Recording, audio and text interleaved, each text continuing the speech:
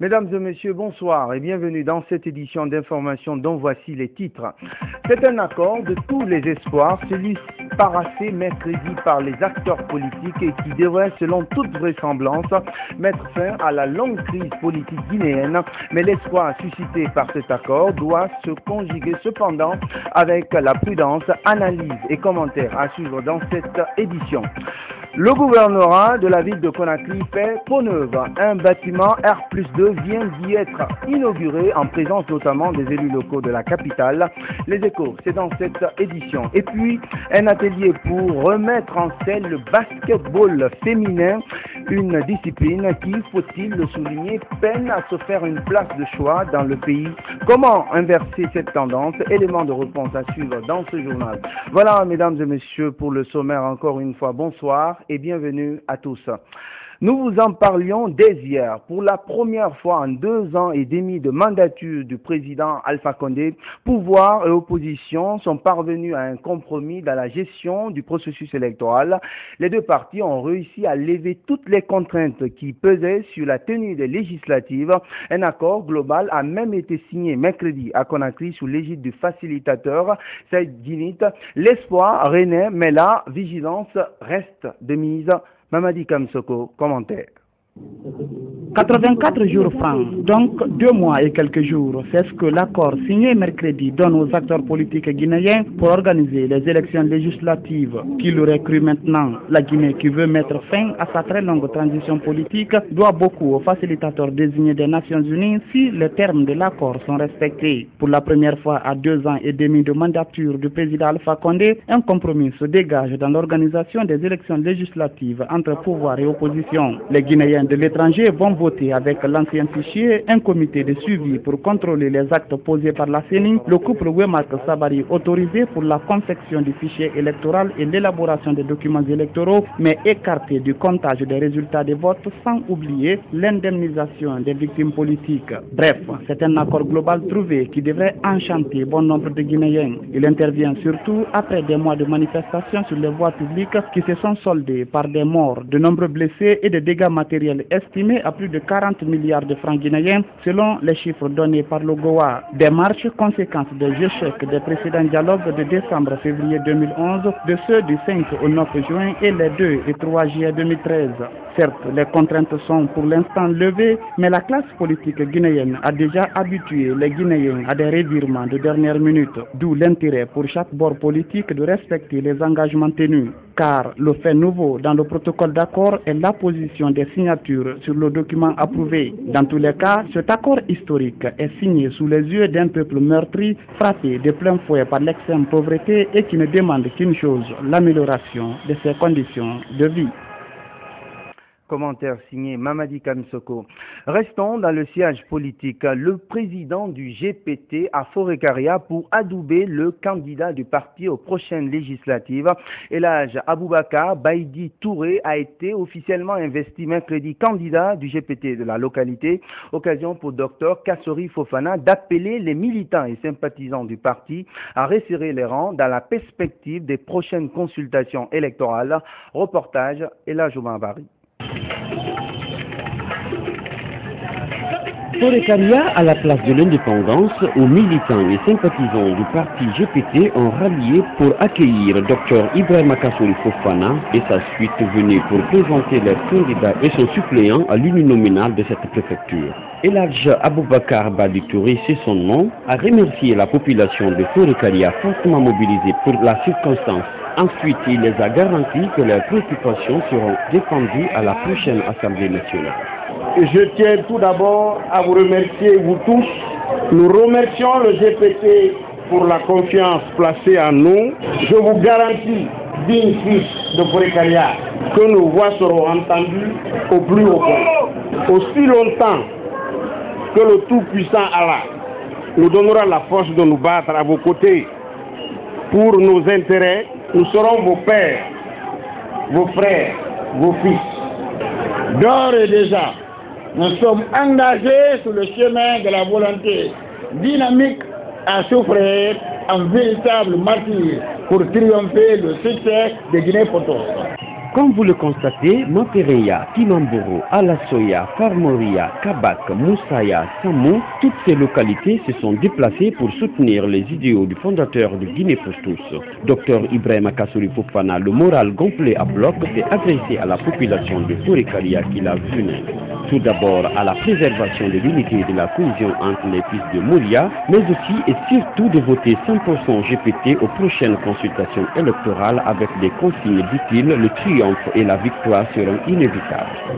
La démonstration en termes de mobilisation que vous venez de faire, Forêt-Karia doit voter GPT, non pas seulement parce que les dignes fils de Forêt-Karia qui incarnent certaines valeurs qui sont les nôtres sont GPT. Forêt-Karia doit voter GPT parce que le combat pour la Guinée de demain, le combat pour défendre la démocratie dans notre pays, Forêt-Karia ne doit pas rester en reste.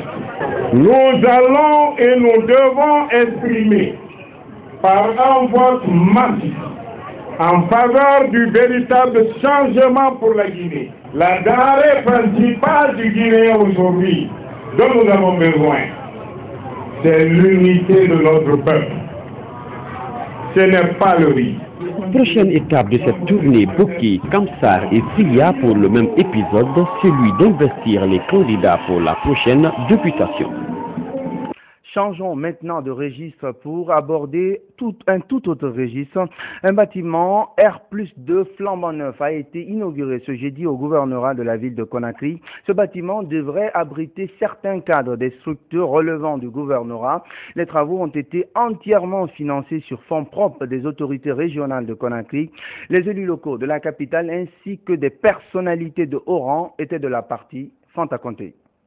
Ouf de soulagement pour les travailleurs du gouvernorat de la ville de Conakry. Ce bâtiment flambant neuf R+2 qui porte le nom du frère défunt du chef de l'État, Feu Malik Condé, va désormais abriter les structures relevant du gouvernorat. Il est composé d'une quarantaine de bureaux équipés. Ces travaux ont été entièrement financés sur fonds propres de la ville. La démarche des autorités du gouvernorat est non seulement d'offrir à ces travailleurs un meilleur cadre de travail, mais aussi pouvoir veiller sur la bonne marche des choses. La plupart des services déconcentrés relevant du gouvernorat sont logés à dehors du gouvernorat.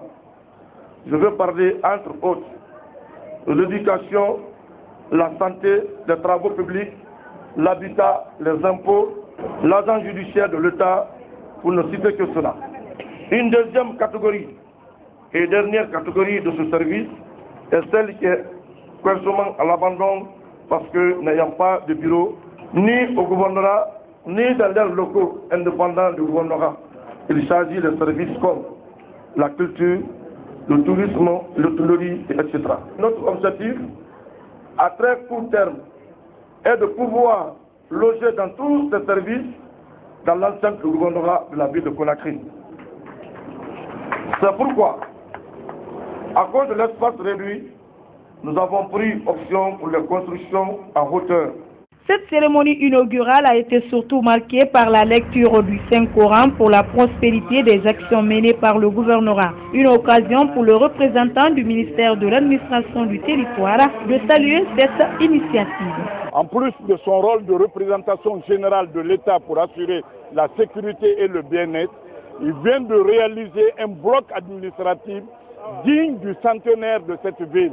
Et ce qui contribue non seulement à asseoir l'autorité de l'État, mais confirmer la politique du chef de l'État au niveau de l'administration du territoire et qui est confirmé par ce mot d'ordre, passage de l'administration d'autorité à l'administration de développement.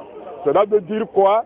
Que l'État doit envoyer plus de moyens au niveau des collectivités, donc dans la ville de Conakry, pour lui permettre de réaliser ce que l'État ne peut pas faire au niveau du centre.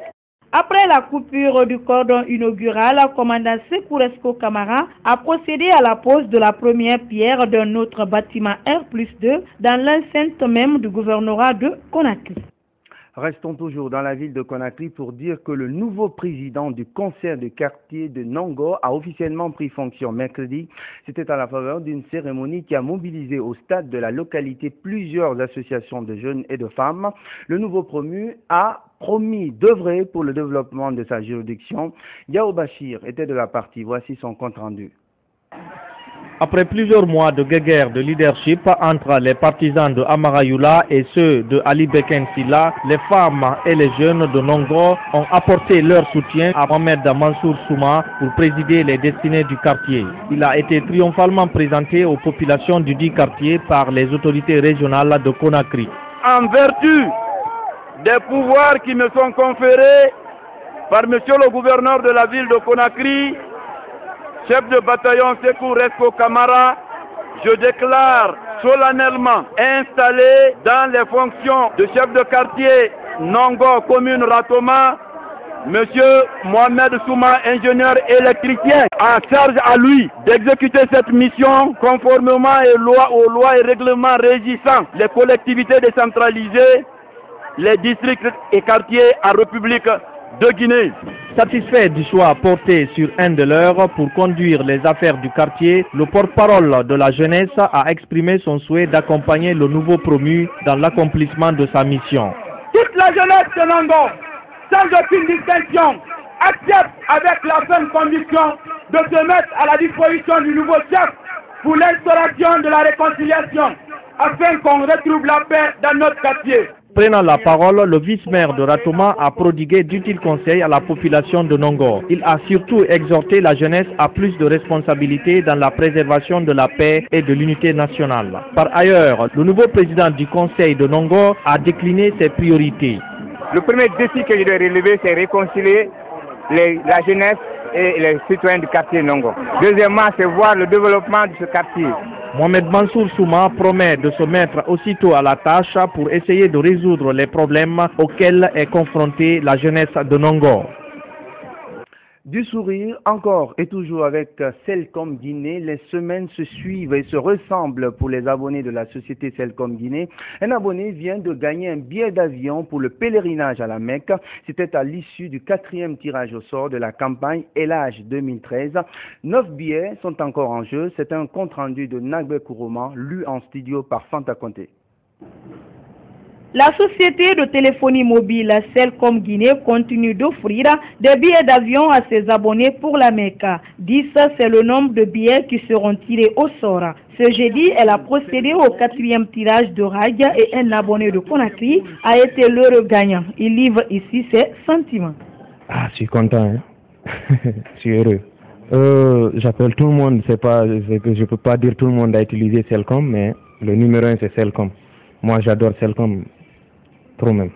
Pour participer à ce tirage, Maître Zora explique le règlement du jeu. Il suffit d'être un abonné Celcom, avoir rechargé au moins 10 000 francs de crédit la semaine et vous avez un ticket électronique sous lequel vous êtes enregistré. Et une fois, vous faites partie de ce lot de personnes qui sont attirées et quand votre numéro électronique est sélectionné, tiré au sort dans votre numéro de téléphone, nous appelons la personne et nous donnons les mêmes chances à tout le monde. Nous allons jusqu'à 3 tentatives maximum. Au bout des 3 tentatives, si le numéro appelé, la personne ne décroche pas, nous invalidons le tirage et nous procédons à un autre tirage. Le prochain tirage est prévu la semaine prochaine. Bonne chance aux abonnés. Suite de ce journal, direction la préfecture de Télimélé où l'eau de robinet ne serait plus une denrée rare. Les habitants de la localité ont aménagé une source qui alimente toutes les familles. Un projet réalisé grâce à une synergie d'action des autorités communales et des populations locales. C'est une panoplie de mécanismes de distribution de l'eau qui a été mise en place par les ingénieurs et tout le monde semble y prendre goût, comme vous allez le voir dans ce reportage signé Mfanle Gilavogui. On apprécie beaucoup la qualité de cette eau parce qu'elle est pure. L'eau des robinets n'est plus un luxe pour les habitants de Télimélé grâce à la source de l'Ebouré. Elle a été aménagée par les autorités communales pour répondre aux besoins des populations qui jadis parcouraient plusieurs kilomètres pour obtenir de l'eau potable. En fonction des besoins, il fallait nécessairement approvisionner les populations en eau potable, surtout en saison sèche, puisque les points d'eau sont rares, il n'y a pas d'adduction d'eau. À travers cette source, on a fait l'adduction au niveau de 2 quartiers, quartier Colli et quartier Barkiré, plus l'hôpital central, où c'est un service public où tout le monde s'y rend. Mais c'est une eau de qualité, une eau de roche très appréciée qui revêt toutes les conditionnalités, toutes les qualités d'une eau potable. Le maître d'ouvrage, c'est nous. C'est nous qui avons trouvé le financement et la réalisation. 2 robinets de puisage alimentent la ville de Télémélé grâce à une panoplie de techniques de distribution mises en place par les ingénieurs. Dans le système de distribution, ici, le bassin de stockage ici est un des éléments du système de distribution. Vous avez ici le bassin dans lequel on stocke l'eau et on met la pompe pour la remonter. Vous avez ici la conduite d'eau qui va jusqu'au niveau des châteaux construits et des châteaux, maintenant à travers des bonnes fontaines qui sont implantées, là on fait la distribution à partir de cette conduite principale. La source de l'Ebouré ne désemplit pas et les populations apprécient la qualité de l'eau. Nous remercions les initiateurs. L'eau est très propre.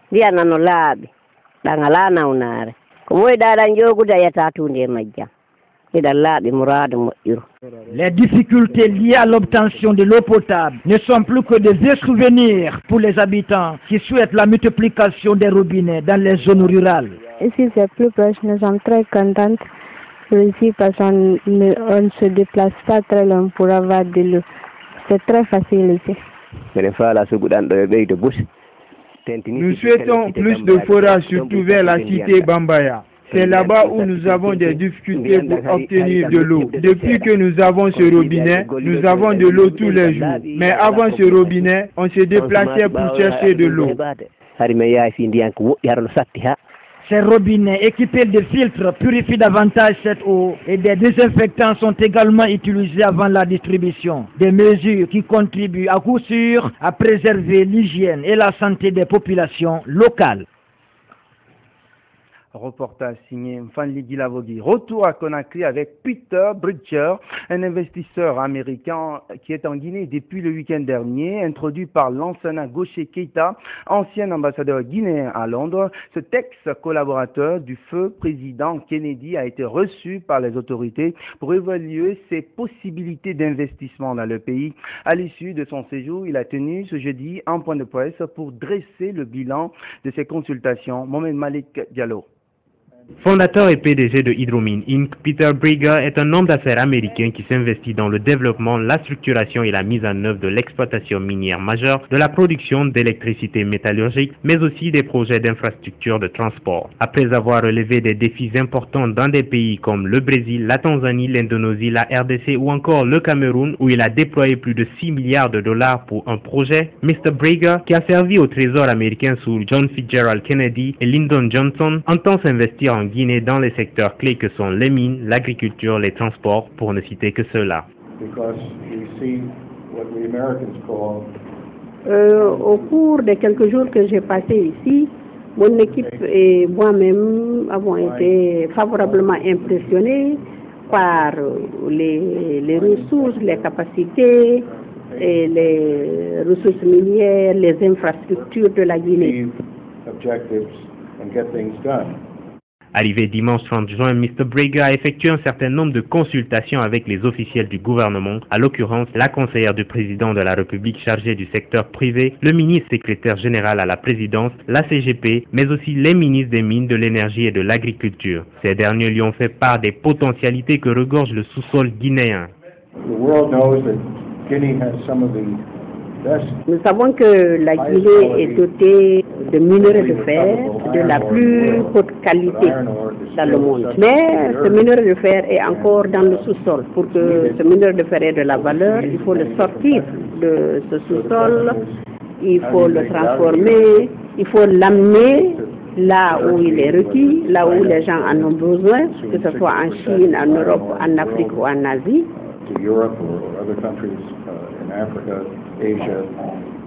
Ce businessman qui n'est plus à présenter a été invité par l'ancien ambassadeur Lansana Keita, avec qui il a eu plusieurs rencontres à Londres et à New York sur les aspirations et les priorités de la Guinée en matière d'investissement.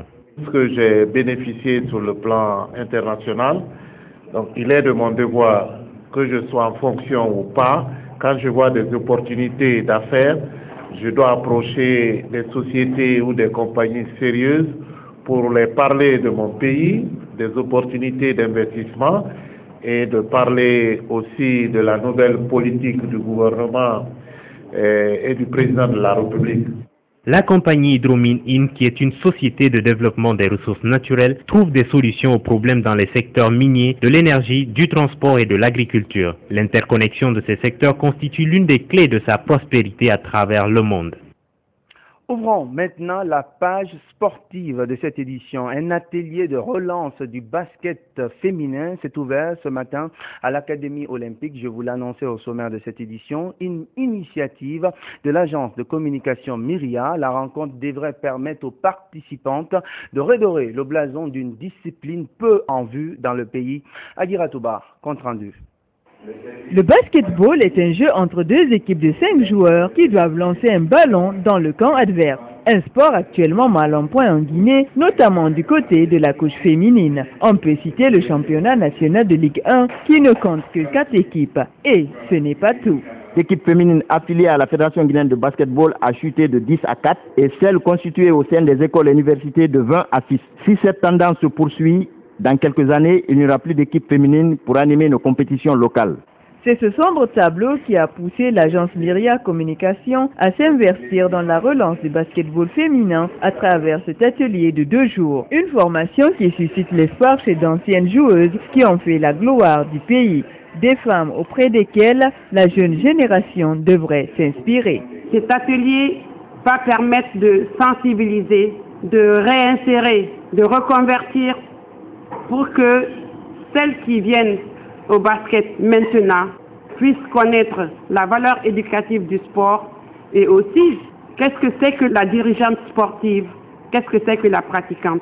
Au cours de cet atelier, seront entre autres abordés les rôles que doivent jouer les dirigeants sportifs ou les officiels et encadreurs techniques. Des recommandations sont aussi attendues afin de remettre sur scène des basketteuses de haut niveau. Sport toujours, l'équipe nationale de boules et de pétanque a remporté récemment la Coupe d'Afrique des Nations à Casablanca, au Maroc, mais ce trophée est au cœur d'une polémique.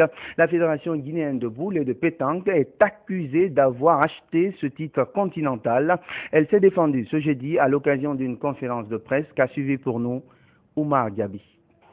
La Guinée s'est imposée en finale contre l'île Maurice sur le score de 13 à 7. Toutefois, les mauvaises langues ont laissé courir des rumeurs selon lesquelles la Fédération guinéenne de boules et de pétanque aurait acheté le trophée. Raison pour laquelle les dirigeants de cette fédération ont organisé une conférence de presse pour lever l'équivoque et édifier la presse sportive sur l'authenticité du trophée. On est à l'entame des quarts de finale. Et qui parle de quart de finale parle de la présence de 8 équipes. Si je ne me trompe, en quart de finale. Donc, ici, on a 10 équipes. 10 équipes dans nos règlements en pétanque. Dès qu'il y a 10 équipes comme ça, on procède automatiquement à un tirage. Un tirage au sort pour essayer de créer une toute petite compétition, permettre à 2 équipes pour continuer la course avec les 6 qui seront retenus.